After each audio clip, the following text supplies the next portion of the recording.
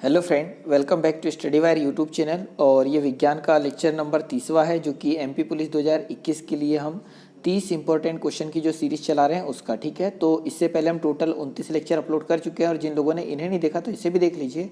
Definitely आपको एक अच्छा खासा फ़ायदा मिलेगा और हर एक लेक्चर में हम 100+ क्वेश्चन कवर कराते ही हैं, क्योंकि 30 क्वेश्चन ये और इसके साथ जो डिटेल होती है उसको मिलाकर बोल रहे हैं ना। और ये सारे क्वेश्चन 6वीं से लेकर 10वीं तक की NCERT जो साइंस की बुक है उससे संबंधित होंगे और आने वाले एग्ज़ाम के लिए बहुत ज़्यादा इंपॉर्टेंट भी होंगे। और ये लेक्चर डेली रात को 9 बजे अपलोड होता है। अगर आप इसी टाइमिंग पे देखेंगे तो ज़्यादा बेटर होगा, एक कंटिन्यूटी आपकी बनी रहेगी और बहुत अच्छा इसका रिजल्ट भी आपको देखने को मिलेगा। तो आइए लेक्चर स्टार्ट करते हैं। तो आज के लेक्चर का सबसे पहला क्वेश्चन ये हो जाएगा कि CE58 तत्वों के ब्लॉक का सदस्य, मतलब ये जो लिखा हुआ है ये तत्व है सीरियम। ठीक है, इसका नाम CE जो है सीरियम है और 58 इसका परमाणु क्रमांक है। ये किस ब्लॉक का सदस्य है ये पूछा है। तो पहला ऑप्शन है डी ब्लॉक, सेकंड ऑप्शन है पी ब्लॉक और थर्ड ऑप्शन है एफ ब्लॉक और फोर्थ ऑप्शन हो जाएगा एस ब्लॉक। तो ऑप्शन नंबर थर्ड यहाँ पर है राइट आंसर की जो सीरियम है ये एफ ब्लॉक का तत्व होगा और परमाणु क्रमांक कितना है 58 है। तो आपने पीरियोडिक टेबल देखा होगा, कुछ इस प्रकार से पीरियोडिक टेबल होता है और पीरियोडिक टेबल के बाहर ये जो तत्व होते हैं ये होते हैं एफ ब्लॉक के एलिमेंट। किसके? एफ ब्लॉक के एलिमेंट। तो यहाँ लेंथेनम के जस्ट बाद आता है क्या सीरियम आता है, जिसका परमाणु क्रमांक 58 है। वहीं पर यहाँ पर जो दो कॉलम होते हैं वो होते हैं एस ब्लॉक के तत्व और यहाँ पर होते हैं डी ब्लॉक के तत्व और इधर साइड जो रहते हैं वो पी ब्लॉक के तत्व होते हैं। तो आप सबसे पहले तो पीरियोडिक टेबल याद कर लीजिए, तो आपको ये सारी चीज़ें बहुत आसानी से बनने लगेगी। बट अगर आप चाह रहे हैं कि उसे ना याद करें तो ये पॉसिबल ही नहीं है कि पीरियोडिक टेबल से कोई क्वेश्चन आए और आपसे बने। अगला क्वेश्चन है कि निम्नलिखित में से कौन सी यांत्रिक तरंग है।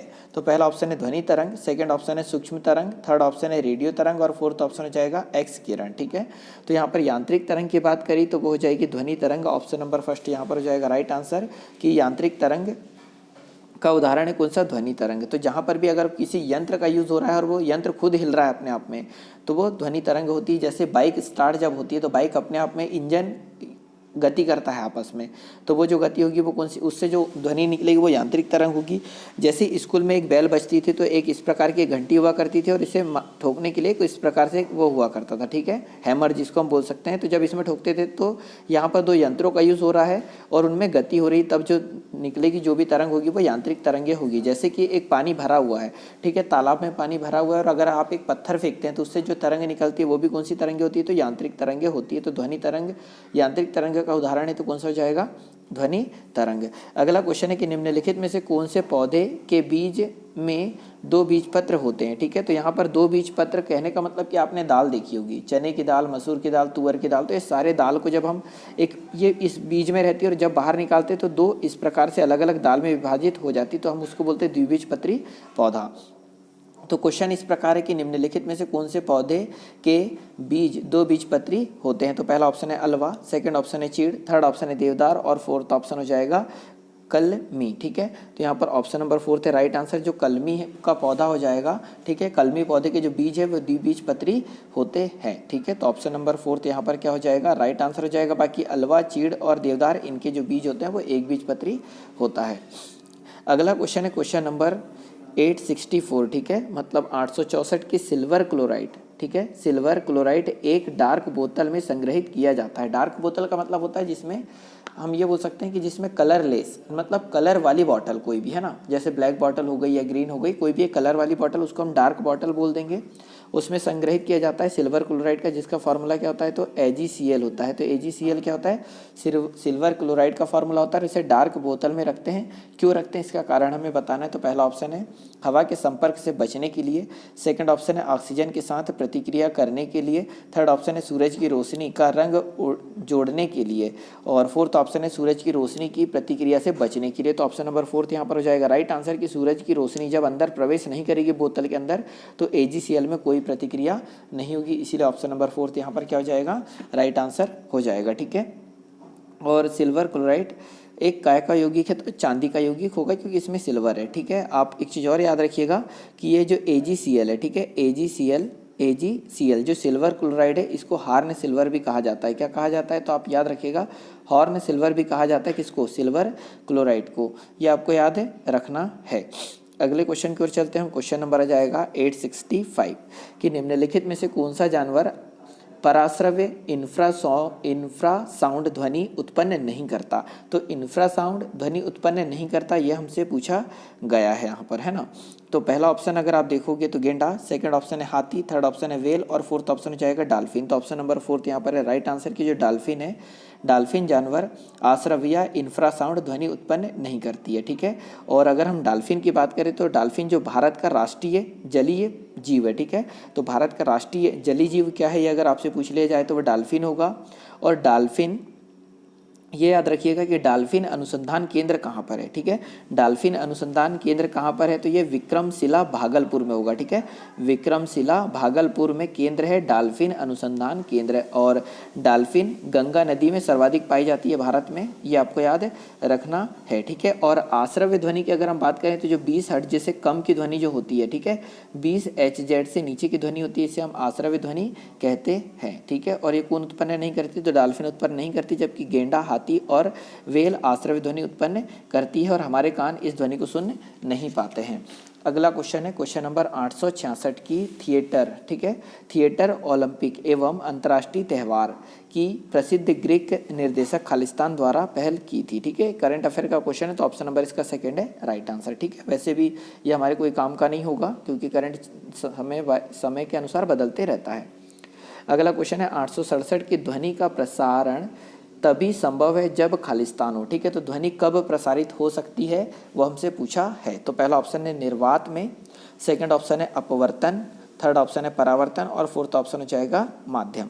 तो यहाँ पर ऑप्शन नंबर फोर्थ हो जाएगा राइट आंसर की जो ध्वनि तभी प्रसारित हो सकती है जब इसे माध्यम मिले, ठीक है। अदरवाइज ये ध्वनि का प्रसारण नहीं हो सकता, तो माध्यम हो तब ध्वनि का प्रसारण होगा। इसीलिए चंद्रमा पर हम एक दूसरे से बात नहीं कर सकते। क्यों नहीं कर सकते, क्योंकि वहाँ पर कोई माध्यम नहीं है। ये याद रखिएगा कि 1 डिग्री सेल्सियस अगर हम तापमान बढ़ाते तो ध्वनि की चाल बढ़ जाती है 0.61 मीटर पर सेकेंड की चाल बढ़ जाती है। कब, जब तापमान, वायु का तापमान कितना बढ़ जाए तो 1 डिग्री सेल्सियस बढ़ जाता है तब। और 0 डिग्री सेल्सियस में जो ध्वनि की चाल है वो 332 मीटर पर सेकेंड होती है ध्वनि की चाल, ये आपको याद रखना है। और 25 डिग्री सेल्सियस में होती है 346 मीटर पर सेकेंड होती है ध्वनि की चाल, क्योंकि ये डेटा अक्सर करके पूछा जाता है, इसीलिए मैंने 2-3 डेटा आपको बता दिया।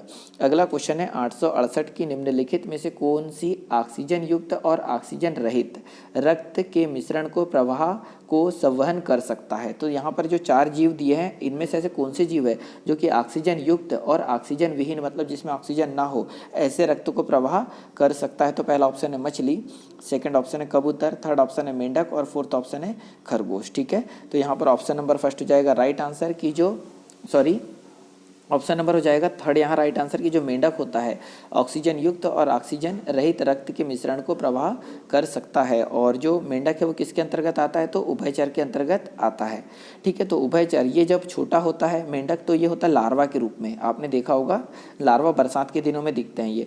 तो मेंढक जब छोटा होता है तो लार्वा के रूप में होता है। और इस समय ये जो श्वास लेता है वो क्लोम से लेता है। जब लार्वा में होता है मेंढक तो वो क्लोम से सांस लेता है, और जब बड़ा हो जाता है मेंढक बन जाता है तो फेफड़ों से सांस लेना प्रारंभ कर देता है। ये आपको याद रखना है।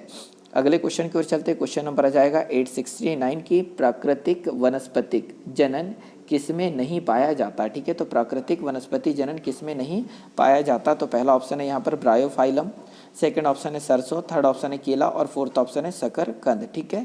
तो यहाँ पर ऑप्शन नंबर सेकंड हो जाएगा राइट आंसर की जो सरसों है प्राकृतिक वनस्पति जनन सरसों में नहीं पाया जाता है, जबकि ब्रायोफाइलम में, केला में और शकरकंद में ये प्राकृतिक जनन पाया जाता है। मतलब ब्रायोफाइलम की कलम लगा सकते हैं, केले के भी कंद लगाए जा सकते हैं और इसके भी कंद लगाए जा सकते हैं, बल्कि ये सिर्फ पौधे, ये बीज लगाने पर ही होगा, ठीक है। ये आपको याद रखना है।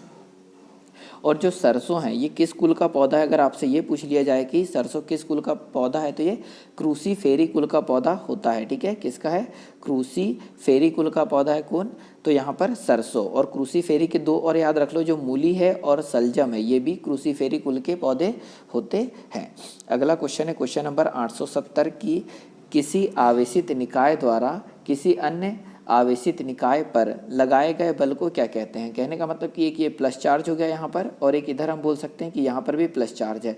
ये दोनों चार्ज जब एक दूसरे पर बल लगा रहे हैं उस बल को क्या कहेंगे, या तो इस चार्ज पर प्लस चार्ज हो गया और इस वाले पर माइनस चार्ज हो गया, तो इन दोनों पर जो बल लगेगा उस बल को क्या कहते हैं। ये हमसे पूछा गया है कि किसी आवेशित निकाय द्वारा किसी अन्य आवेशित निकाय पर लगाए गए बल को क्या कहेंगे, ये हमसे पूछा है। तो पहला ऑप्शन है गुरुत्वाकर्षण बल, सेकंड ऑप्शन है घर्षण बल, थर्ड ऑप्शन है स्थिर वैद्युत बल और फोर्थ ऑप्शन हो जाएगा अभिकेंद्रीय बल।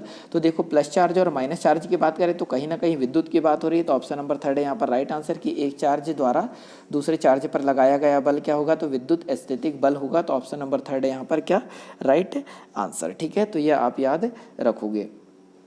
अगला क्वेश्चन है क्वेश्चन नंबर 871 कि अणु का निर्माण करने वाले परमाणुओं की संख्या को क्या कहा जाता है। तो देखो ये छोटे छोटे परमाणु हो गए ये सारे, और ये छोटे छोटे परमाणु मिलकर क्या बनाएंगे, एक बड़े अणु का निर्माण कर लेते हैं। तो उसने यही बोला है कि अणु का निर्माण करने वाले ये परमाणु की संख्या को क्या कहा जाता है। तो ये जो संख्या है इसे क्या कहा जाता है जिसने ये अणु का निर्माण किया है। तो पहला ऑप्शन है संयोजकता, सेकंड ऑप्शन है नॉर्मलता, थर्ड ऑप्शन है फॉर्मूलरता और फोर्थ ऑप्शन हो जाएगा एटॉमिसिटी। तो यहाँ पर ऑप्शन नंबर फोर्थ है राइट आंसर कि अणु का निर्माण करने वाले ये जो परमाणु है इन्हें क्या कहा जाता है, एटॉमिसिटी कहा जाता है।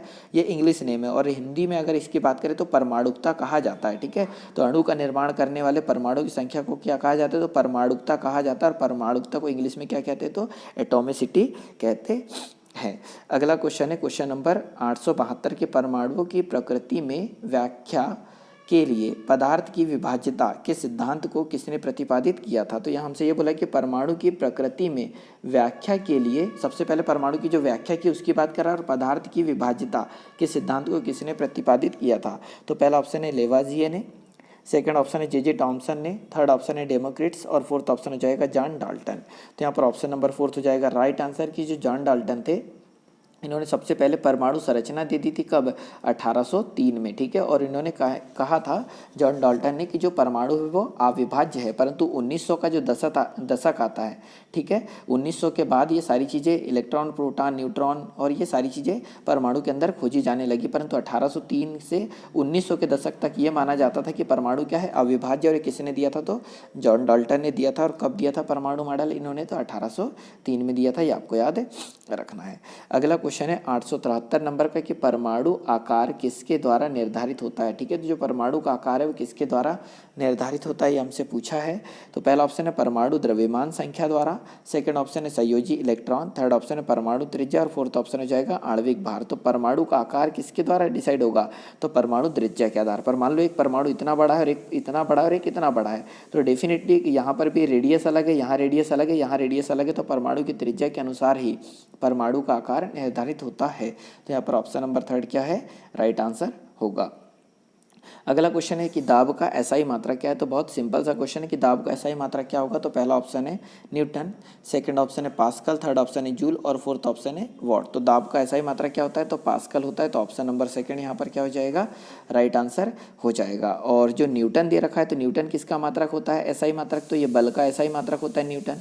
जूल किसका एसआई मात्रक होता है, तो ये हो जाता है ऊर्जा का, ठीक है। ऊर्जा का एसआई मात्रक जूल होगा और कार्य का भी एसआई मात्रक क्या होगा, जूल होगा। और वाट होता है किसका, शक्ति का एसआई मात्रक होता है, ये आपको याद रखना है। तो न्यूटन किसका है, तो बल का एसआई मात्रक, जूल कार्य और ऊर्जा दोनों का एसआई मात्रक है, और वाट हो जाएगा शक्ति का मात्रक। फाइनली क्वेश्चन पूछा था कि दाब का एसआई मात्रक क्या है, तो क्या होगा, पास्कल होगा। अगला क्वेश्चन है क्वेश्चन नंबर 875 की निम्नलिखित में से कौन से युग्म की इकाइयाँ समान है, ठीक है। कौन सा युग्म ऐसा है जिसकी इकाई समान है। तो अभी जस्ट मैंने 5 सेकंड पहले बताया कि यहाँ पर कार्य और ऊर्जा दोनों की इकाई क्या होती है, तो जूल होती है, ठीक है। कार्य और ऊर्जा दोनों की इकाई क्या होती है, जूल होती है। तो हमसे यही पूछा कि कौन सा युग्म है जिसकी इकाइयाँ क्या है, समान है। तो ऑप्शन नंबर फर्स्ट हो जाएगा राइट आंसर, है ना। यहीं पर अगर सेकंड देखते तो बल की इकाई क्या होती, तो न्यूटन होती, और कार्य की होती जूल, शक्ति की होती क्या, वॉट, और दाब की होती क्या, पास्कल। तो यहाँ दाब की पास्कल और इसकी न्यूटन, तो इन तीनों में अलग अलग है, परंतु कार्य और ऊर्जा की इकाई दोनों की क्या होती है, जूल होती है। इसीलिए ऑप्शन नंबर फर्स्ट यहाँ पर राइट आंसर होगा कि यह युग में समान इकाई वाला है। अगला क्वेश्चन है 876 नंबर का कि गन्ने की फसल खालिस्तान प्रकार की फसलों के उदाहरण है। तो जो गन्ने की फसल है वो किस प्रकार की फसलों का उदाहरण है। तो पहला ऑप्शन हो जाएगा जैविक का, सेकंड ऑप्शन है मिश्रित, थर्ड ऑप्शन है झूम और फोर्थ ऑप्शन हो जाएगा पेड़ी, ठीक है। तो यहाँ पर ऑप्शन नंबर फोर्थ हो जाएगा राइट आंसर कि गन्ने की फसल पेड़ी प्रकार की फसलों का उदाहरण होगी, ठीक है। और गन्ने का जो जन्म है ना वो भारत में ही माना जाता है, ठीक है। तो गन्ने का जो जन्म है वो भारत में ही माना जाता है। अगला क्वेश्चन है क्वेश्चन नंबर 877 की प्रजनन कितनी अधिकतम श्रेणियों में बांटा गया है। तो जो प्रजनन है इसको अधिकतम कितने भागों में बांटा जा सकता है। तो पहला ऑप्शन है 3, दूसरा ऑप्शन है 4, थर्ड ऑप्शन यहाँ पर हो जाएगा 5 और फोर्थ ऑप्शन है 2। ठीक है, तो प्रजनन को स्पेशली 2 भागों में बांटा गया है। एक होता है लैंगिक प्रजनन और सेकंड होता है अलैंगिक प्रजनन होता है। ठीक है, तो एक लैंगिक प्रजनन और एक अलैंगिक प्रजनन में बांटा गया है किसको, प्रजनन को। तो ऑप्शन नंबर 4 है यहाँ पर राइट आंसर।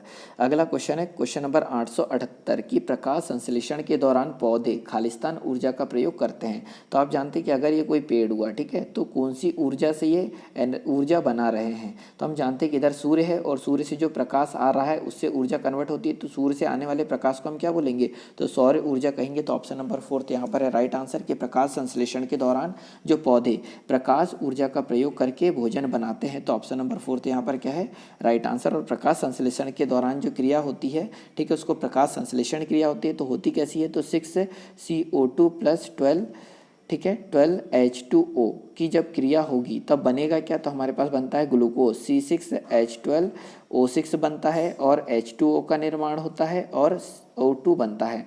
तो प्रकाश संश्लेषण की क्रिया में भाग कौन ले रहे हैं, तो कार्बन डाइऑक्साइड ले रहा है और पानी ले रहा है और उसके साथ में प्रकाश लेता है और क्लोरोफिल लेता है। बनता है क्या, तो शर्करा बनता है, मतलब ग्लूकोज, पानी और O2 का निर्माण होता है प्रकाश संश्लेषण की क्रिया के दौरान। आप इतना जानते हैं कि प्रकाश संश्लेषण की क्रिया के दौरान पौधों की जो पत्तियां, तो इसमें क्या पाया जाता है, क्लोरोफिल पाया जाता है। क्या, क्लोरोफिल।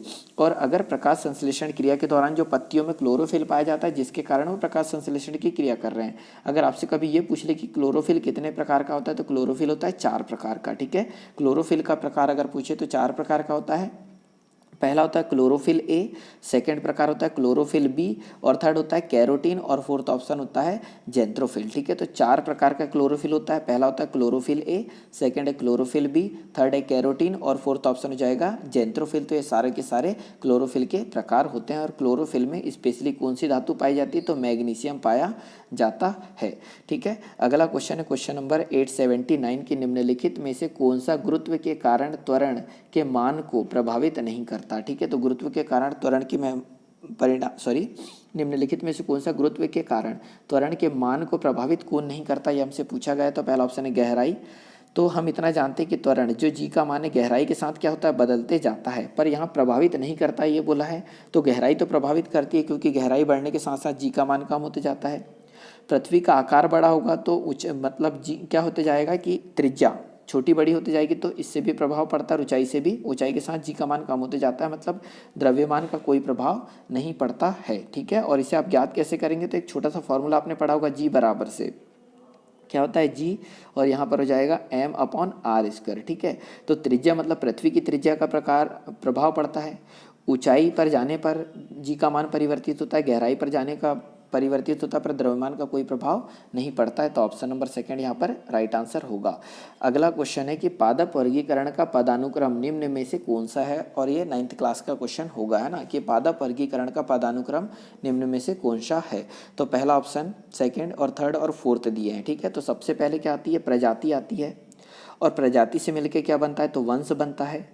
वंश से मिलकर क्या बनता है, कुल बनता है। कुल से मिलकर गुण बनता है, मतलब जिसको हम गण भी बोलते हैं, और गण से वर्ग बनता है और वर्ग से प्रभाग बनता है। तो ऑप्शन नंबर 3 यहाँ पर राइट आंसर होगा। ठीक है, तो सबसे बड़ा भाग अगर प्रभाग होता है, प्रभाग को अगर हम बांटे तो वर्ग में बांट सकते हैं, वर्ग को गुण में बांट सकते हैं, गुण को कुल में, कुल को वंश में, वंश को प्रजाति में बांटा जा सकता है।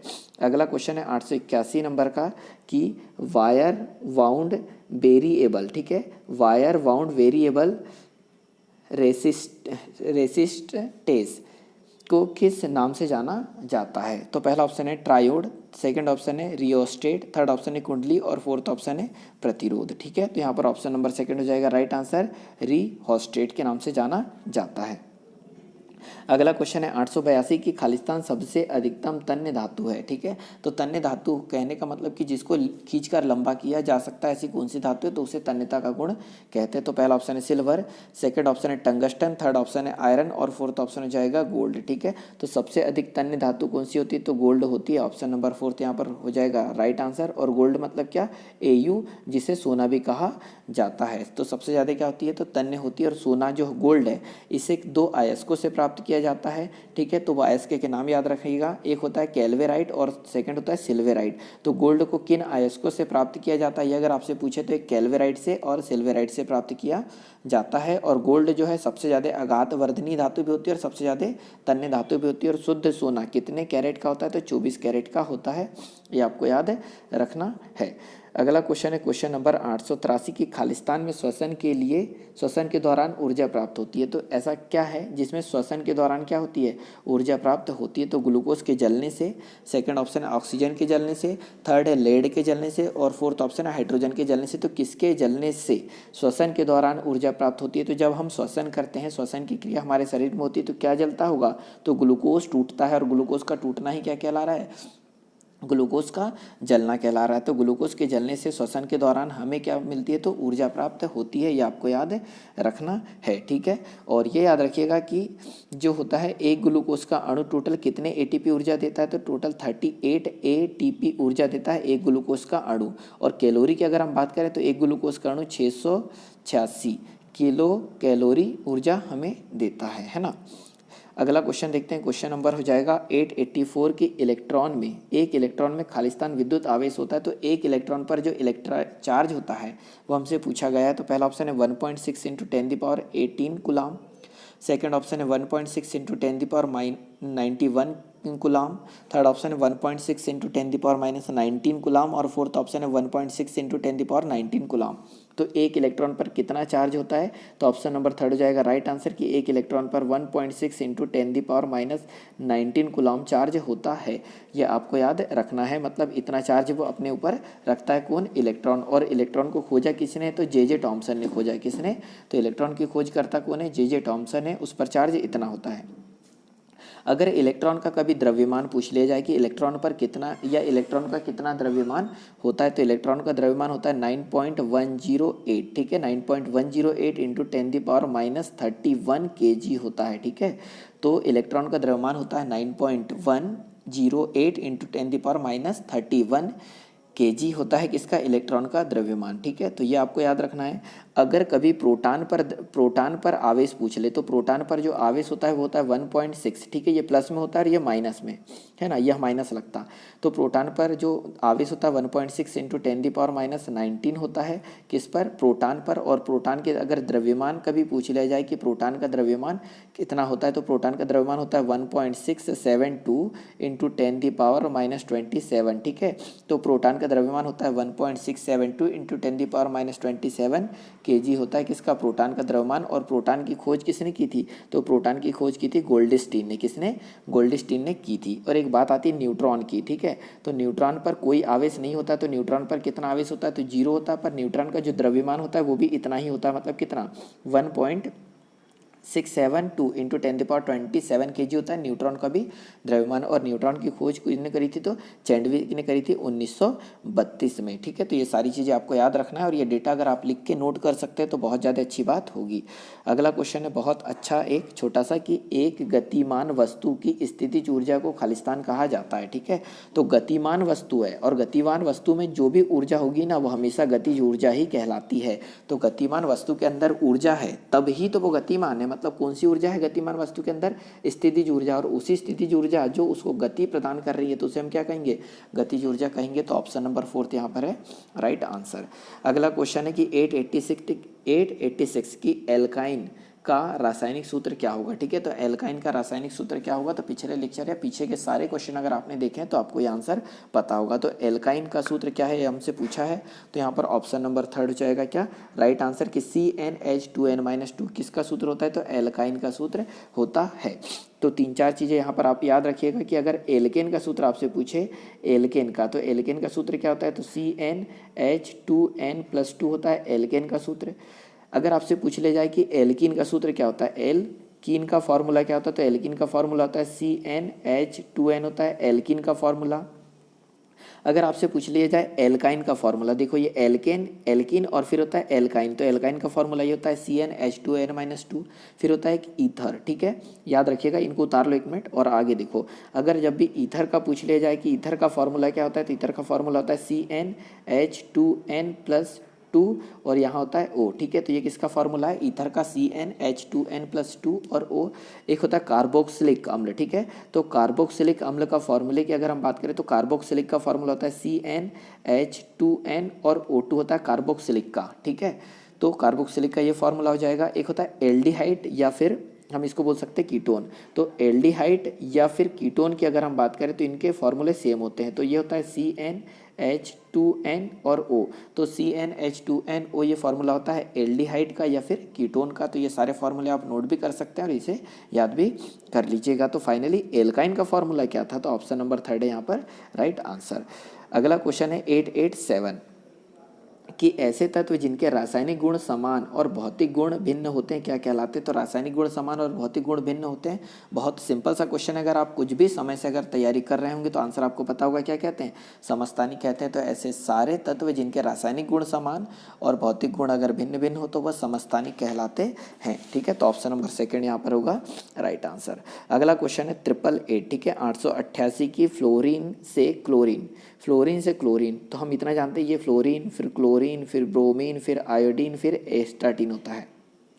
तो हमसे बोला है यहाँ कि फ्लोरीन से क्लोरीन और ब्रोमीन और फिर आयोडीन तक जाने पर विद्युत ऋणात्मकता क्या होती है। तो ऊपर से नीचे जाने पर इस ग्रुप में फ्लोरीन क्लोरीन ब्रोमीन आयोडीन और एस्टाटीन में ऊपर से नीचे जाने पर विद्युत ऋणात्मकता क्या होती है। तो ऑप्शन नंबर 3 यहाँ पर हो जाएगा क्या, कम हो जाती है। तो ऑप्शन नंबर 3 यहाँ पर याद रखना है कि सबसे ज़्यादा विद्युत ऋणात्मकता किसकी होगी, तो फ्लोरीन की होगी, फिर क्लोरीन की, फिर ब्रोमीन की और फिर आयोडीन की, ठीक है। तो सबसे ज़्यादा विद्युत ऋणात्मक क्लोरीन है और सबसे कम यहाँ पर कौन हो जाएगा, एस्टाटीन होगा। तो ऊपर से नीचे जाने पर विद्युत ऋणात्मकता का गुण कम होगा। अगला क्वेश्चन बहुत सिंपल है कि 2m द्रव्यमान की कोई वस्तु जिसका वेग 2v है का संवेग क्या होगा। तो संवेग p बराबर से क्या होता है, तो mv होता है। तो p बराबर से, ये p मतलब संवेग है, m मतलब द्रव्यमान है और v मतलब वेग है। तो हमें द्रव्यमान पहले से दिया है कितना, 1.1/2 m हमें द्रव्यमान दिया है और वेग कितना दिया है 2v। तो यहाँ 2v लिख देंगे, 2 से 2 काटेंगे तो फाइनली वेग जो संवेग वो क्या आ जाएगा, mv हो जाएगा। तो ऑप्शन नंबर 4 यहाँ पर क्या है राइट आंसर की 1/2 m द्रव्यमान की कोई वस्तु जिसका वेग 2v है तो इसका संवेग कितना होगा, तो mv होगा। तो ऑप्शन नंबर 4 थे राइट आंसर। कुछ इस प्रकार से इसे सॉल्व करेंगे। अगला क्वेश्चन है 890 नंबर का कि खालिस्तान के परिणाम स्वरूप युग्मनज का निर्माण होता है, ठीक है। तो युग्मनज का निर्माण कब होता है ये हमसे पूछा गया है। तो पहला ऑप्शन है उर्वरीकरण के द्वारा के उर्वरीकरण के परिणाम स्वरूप, सेकंड है प्रकाश संश्लेषण के परिणाम स्वरूप और थर्ड है स्वेदी के परिणाम स्वरूप और फोर्थ ऑप्शन हो जाएगा परागण के परिणाम स्वरूप, ठीक है। बहुत ज़्यादा अच्छा क्वेश्चन होगा ये। तो ऑप्शन नंबर 1 है यहाँ पर राइट आंसर की उर्वरीकरण के परिणाम स्वरूप युग्मनज का निर्माण होता है, ठीक है। तो ऑप्शन नंबर 1 है यहाँ पर राइट आंसर। तो आज के लेक्चर में तो इतना ही। अगर लेक्चर अच्छा लगा तो इसे लाइक और शेयर जरूर करें और फर्स्ट टाइम चैनल पर आ रहे तो चैनल सब्सक्राइब भी करें। वीडियो देखने के लिए बहुत बहुत धन्यवाद। जय हिंद, जय भारत।